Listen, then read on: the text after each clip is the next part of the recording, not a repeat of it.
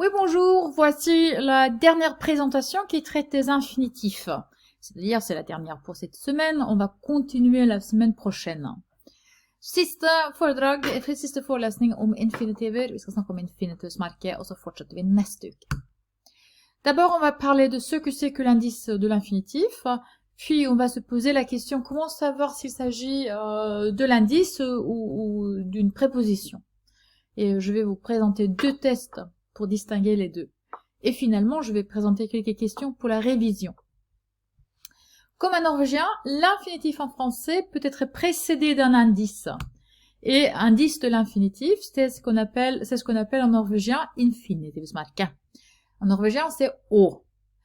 On parle d'indice aussi bien pour la référence de pro que pour l'infinitif. Donc, là, c'est quand même un petit problème. Il faut les distinguer, même si c'est le même mot. Så vi sier altså indice både når det gjelder den kontrollen av pro, referansen der, og når det gjelder infinitiv. Så dette er litt uheldig at vi bruker samme termen, men det må vi bare leve med.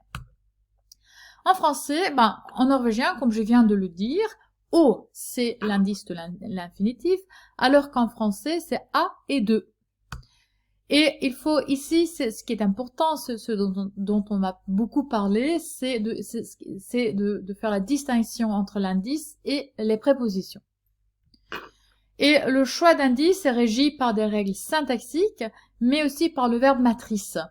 Et ce qui est important, on va beaucoup parler de ceci après, mais pas cette semaine, c'est pour la semaine prochaine. Ok, maintenant la grande question, c'est de savoir s'il s'agit d'un indice ou d'une préposition. Et là, on a deux tests, c'est le test de remplacement et le test de pronominalisation. Le test de remplacement, ça veut dire tout simplement qu'on prend la construction infinitive et puis on essaye de la remplacer soit par un groupe nominal, soit par un groupe prépositionnel. Et si la construction infinitive est remplacée par un groupe nominal, donc on sait que A ou 2 sont des indices de l'infinitif. Mais si cette construction infinitive doit être remplacée par un groupe prépositionnel, donc on sait que A et 2 sont des prépositions. Par exemple, Pierre tente de réussir ou bien Pierre tente sa chance. On sait que le verbe se construit avec un COD, c'est un verbe transitif, tenter quelque chose, et donc on sait que les de réussir et sa chance, les deux sont des COD, l'un réalisé comme une construction infinitive, l'autre comme un groupe nominal. Et le 2 donc de 1 à, c'est forcément l'indice de l'infinitif. En 2, Louise continue à poursuivre le voleur et en B, Louise continue la poursuite. Encore, c'est la même chose. On a la structure argumentale, continuer quelque chose, et donc continuer, verbe transitif, prend un COD. Et donc, ici, la construction infinitive assume le rôle de COD de la même manière que le fait le groupe nominal. Et on sait donc que A ici, c'est l'indice de l'indicatif.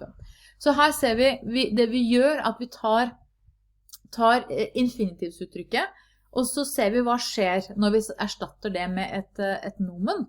Vil vi da ha en preposisjon foran det nomenet eller ikke? Og sånn som i A her, så ser vi altså Pierre tente de réussir.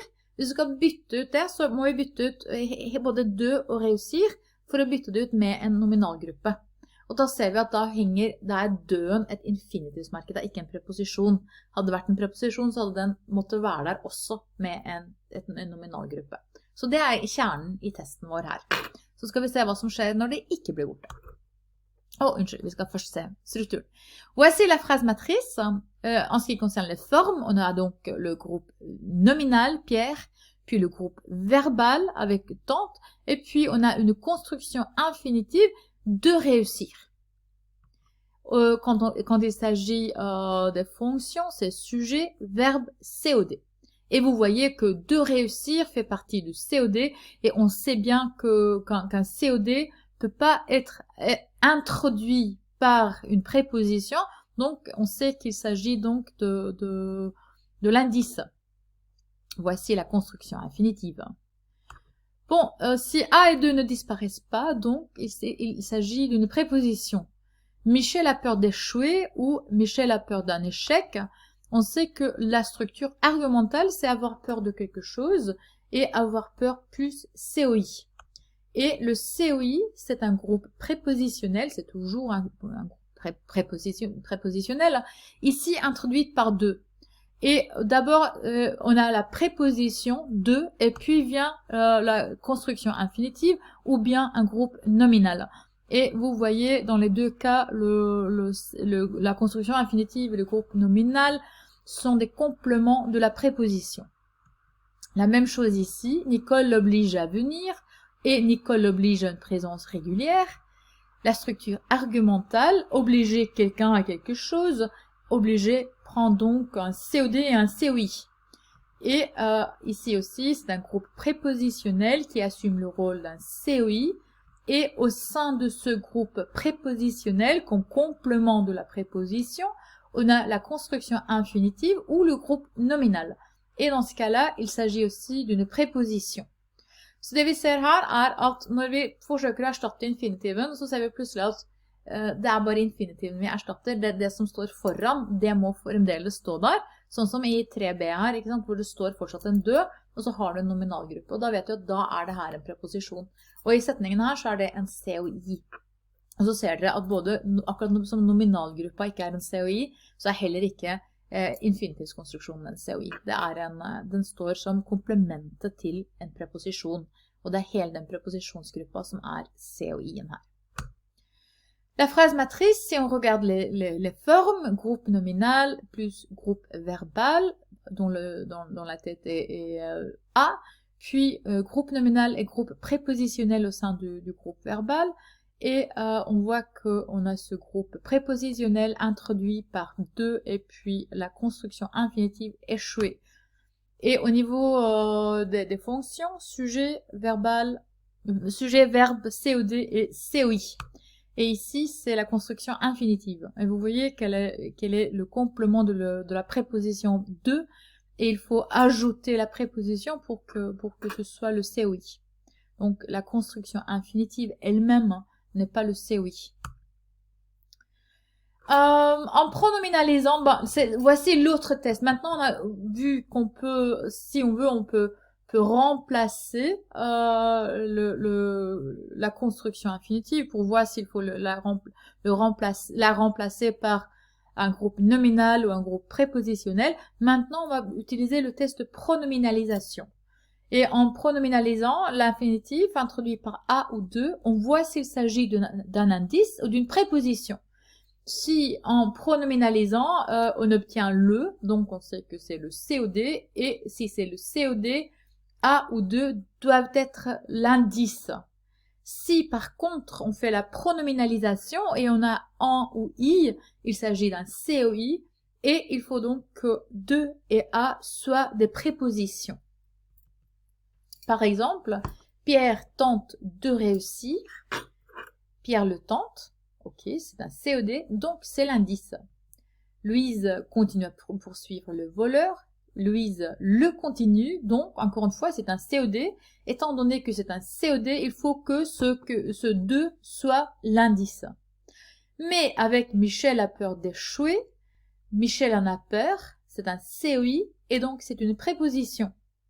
Donc 2 et ici c'est une préposition.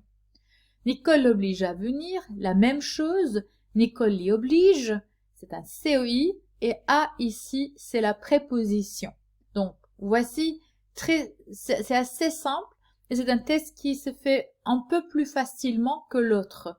Parce que parfois, c'est difficile de remplacer une construction infinitive avec un groupe nominal, tout simplement parce que le verbe semble préférer en quelque sorte une construction infinitive.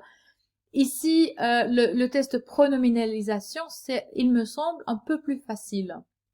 Så her, det vi gjør, vi tar og pronominaliserer.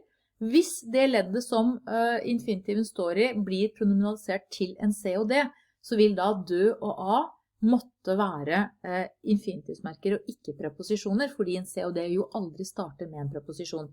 Dersom den blir pronominalisert med A eller I, da er det snakk om C og I-er, og da er A og D preposisjoner, og infinitivsgruppa det er komplementet til den preposisjonen.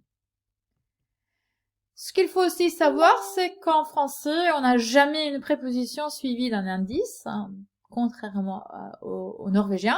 En norvégien, on peut très bien dire hun gjorde det for å hjelpe ham, ce qui n'est pas possible en français. Ok, voici, c'est tout pour cette semaine. Maintenant, quelques questions pour la révision, et maintenant je parle de toutes les présentations. Première question, quelle est la ressemblance entre une subordonnée et une construction infinitive? Quelle en est la différence? Maintenant, il faut vraiment que vous fassiez la comparaison. Puis, quels éléments doivent être inclus dans la construction infinitive? Donc, quand vous délimitez la construction, qu'est-ce qu'il faut y inclure? Qu'est-ce que c'est que pro? Et il y a les deux phénomènes pour le terme indice. Donc, indice, ça peut indiquer deux choses différentes, mais quoi? Et finalement, comment peut-on savoir si A ou de devant un infinitif sont des prépositions des indices? Et voici, pour travailler avec ceci, vous pouvez faire des exercices et essayer de corriger pour ces exercices. Vous pouvez l'utiliser et puis on va en parler au séminaire. Ok, à bientôt!